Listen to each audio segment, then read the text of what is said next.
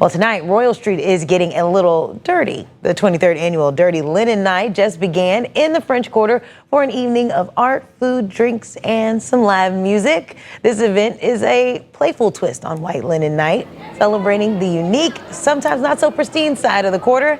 Kyra Nouveau is live on Royal Street tonight as the party is getting started. We love it when you're outside, Kai. What's going on?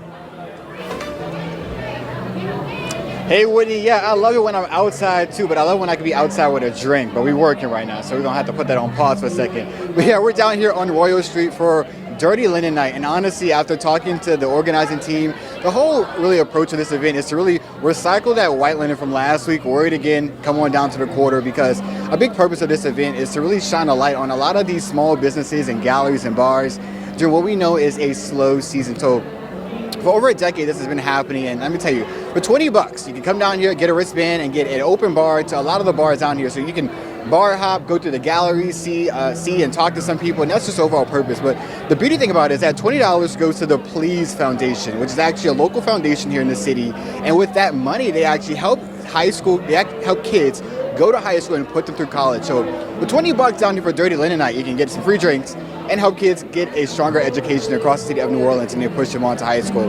But that's, like I said, the overall purpose of tonight is really to shine a light on a lot of these bars and galleries down here on Royal Street during slow season. So we're going to start catching up with a lot of people down here and see, just the overall impact of why they're down here, talk to some of these galleries and see, what does this night mean to them, and we'll share that tonight at 10. But for now, reporting live from Royal, I'm Kyra Nouveau, WWL Louisiana. All right, Kai, yeah, you got some people behind you trying to get on TV too. Great to have you here in New York. Thanks for having me. Good to be here. Some are saying that she appears to be a sympathizer with some of those radical policy calls, eliminating the Senate, defunding the Department of War, ending all deportations. How do you see it? Yeah, look, I think that there are so many issues where about 2/3 of Americans are in agreement with each other and in disagreement with the president. And my focus is on those things, right?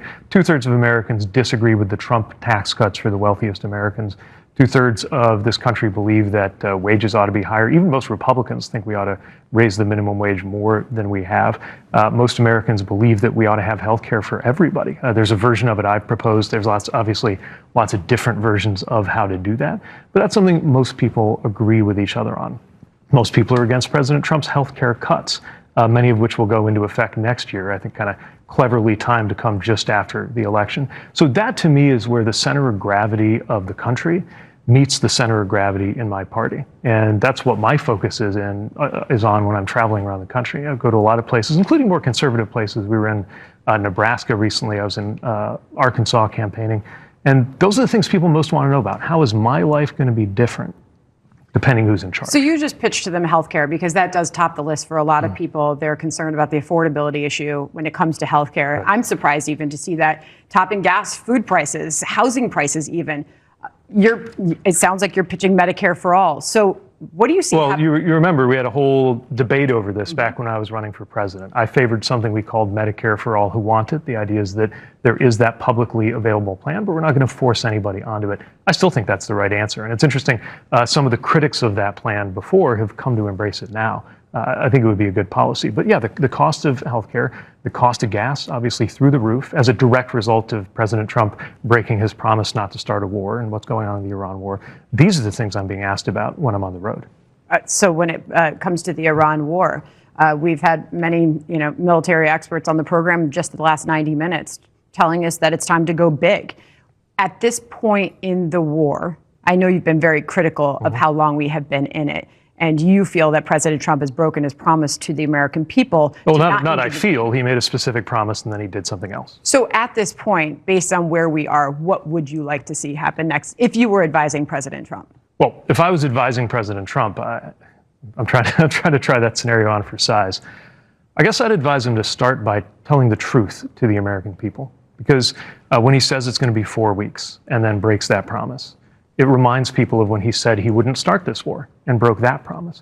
When he says he will settle for nothing less than unconditional surrender and regime change, and then changed his mind, backpedaled, and agreed to a framework for a ceasefire that was very different then that ceasefire has been broken. The outrageous news that we just got, that the Trump administration removed the names of 4 of our service members who were killed in action, apparently because the fact that they had been killed in action goes against his fiction that sometimes he says we're actually not in a war, even though everybody knows we are. What I would say to him is, when I was in uniform, when I was deployed, I knew that on some level, my life depended on the credibility of the people running our government.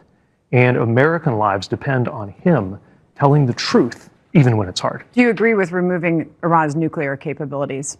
Yeah, Should Iran we have Iran standby? should never have a nuclear weapon. And each of the last, every administration in my lifetime has found a way of achieving that. It's just the other administrations managed to achieve it without getting the United States into a war and without getting American troops killed. Removing Iran's nuclear capabilities? Iran should never have a nuclear program. Okay, so this is Montana Senator Tim Sheehy. He was on Fox and Friends. This is back on June 22nd, and he said this, listen. What's worse than a forever war in the Middle East is a forever war right here on our streets. Just down the road, 9/11, the Iranians want to bring that war here. They want to create a global caliphate of Sharia law and kill all of us. And that's not a theory, that's what they actually tried to do every day. So I think we have to remember that, and having our troops fight them there is far better than us fighting them here.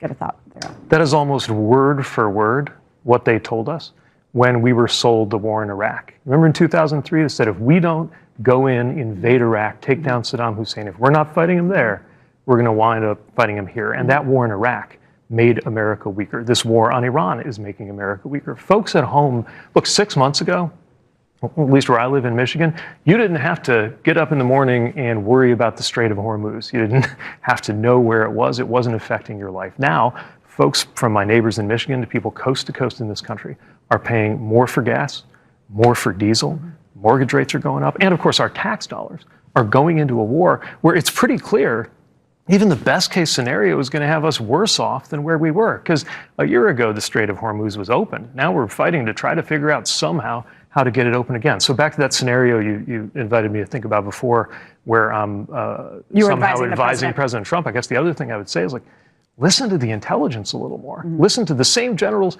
and the intelligence that told you, hey, if you do this, they might close the Strait of Hormuz. And he said, oh, that'll never happen. And then he did, and then that's what happened. Maybe he should pay more attention to that. And most of all, pay more attention to the American people who do not want an escalation of the Iran war. Okay. I want to ask you about big change, because I hear you talking about big change. And in our recent Fox News polling, a majority of Democrats want some sort of dramatic or revolutionary change in our nation's government. I mean, you see a lot of it in the DSA playbook.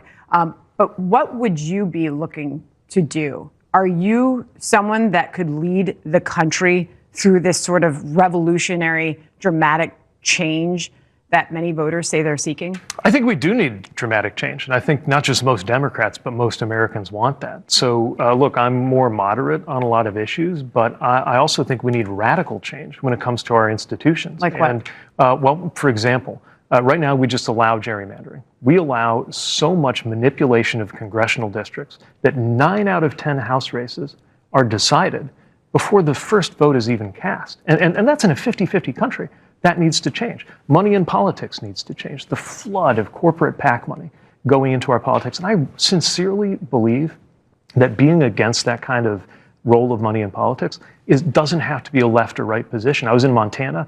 There is a bipartisan initiative there. It's going to voters on the ballot. It's called the Montana Plan, that would do something about money in politics. I personally believe that we ought to have a constitutional amendment about this to clear up that corporations are not the same thing as people, and that money, flooding money into campaigns out of corporate treasuries is not the same thing as a person using their right to speech. So, look, that's ambitious. That's definitely a big change, especially talking about a constitutional amendment. But we've changed we've amended our Constitution more than 25 times. And you're willing to do so. I want to ask you about the Supreme Court. Rewind the tape. This is June 11th. You suggested this. Watch. We have to deal with a Supreme Court that is now a rogue Supreme Court. Nowhere in the Constitution does it say that there have to be 9 Supreme Court justices.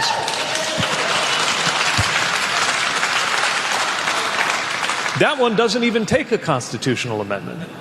So where are you going with this? Yeah, what I'm saying is that under the laws of this country, under the Constitution of this country, we could have a Supreme Court that better reflects the expectations of the American people and that is more legitimate. The legitimacy of the Supreme Court is, I believe, the lowest it's ever been in the eyes of the American people. It's come to feel like a nakedly partisan institution. We could do some things about that. At a minimum, term limits so that you know for each presidential term how many Supreme Court appointments are going to go with it. But I also think we would be better off with a court that has something like 13 justices that would match the number of districts that we have in the federal system. And ideally, appoint them in a way that isn't so partisan. There are a lot of interesting different ideas and proposals for how to do it. One of them is called a balanced bench. So what you do is you have some appointed by Democrats, some appointed by Republicans, and some who can only be seated if there's a consensus among the rest. I'm not wedded to one single vision of reform. I think there are lots of different ways to do it. But my bigger point is this. If something can't go on forever, it won't. And the collapse in trust in the Supreme Court, the bizarre way we win our congressional elections with maps drawn into these weird shapes in order to make one party or another party win, the level of money that is just flooding our political system, it can't go on like that. And when something unsustainable goes and goes and goes, you're either going to have reform or you're going to have a catastrophe. I want it to be reform, and I don't think that has to be a partisan issue. Got it. Fox News polling also asks about immigration and deportation. Our new polling shows that just 7% of Americans think that illegal migrants should be allowed to remain in the United States. Yet, I just read the DSA playbook, Democrats, Socialists of America, and they want to let everybody in. Where do you stand on immigration, and should deportations continue to happen, or those just that have committed crimes? Where specifically are you standing on this issue? Yeah, I disagree with the idea that you would just let everybody in. And I think most of us in this country do agree that if somebody's committed a crime, they have to be deported, they have to be held accountable, they have to face justice. Also, there have to be ways for people to have some way to get in line and earn citizenship, especially people who were brought here There's a lot of folks in your party who disagree with that. There are some, yeah. I don't agree with everybody in my party on everything, but I think most Democrats, and actually, interestingly, most Americans agree on the broad picture of what to do. The weird thing is, how come that reform hasn't happened? See, I think a lot of voters who voted for Donald Trump believed him when he said that he was going to focus on those who committed crimes. Just like voters believed him when he said he was going to keep us out of wars like the war in Iran. And a lot of voters believed him when he said he was going to bring prices down on day one. Instead, if you look at the inflation rate on day one, when Donald Trump took over from Joe Biden, and you look at the inflation rate today, it's higher today. So you have this set of broken promises that I think is an opening for us as a country to have a different conversation. You open the door to affordability in the economy. Yeah. So what are you offering? What are you offering? What is the solution to what so many of you Democrats are saying are failed economic policies in this country? Right now, I look at average hourly earnings, they're up. Wages are up. The American stock market has been rocking. It's at all-time highs. Growth has been up. What are you pitching? What do you think is the solution to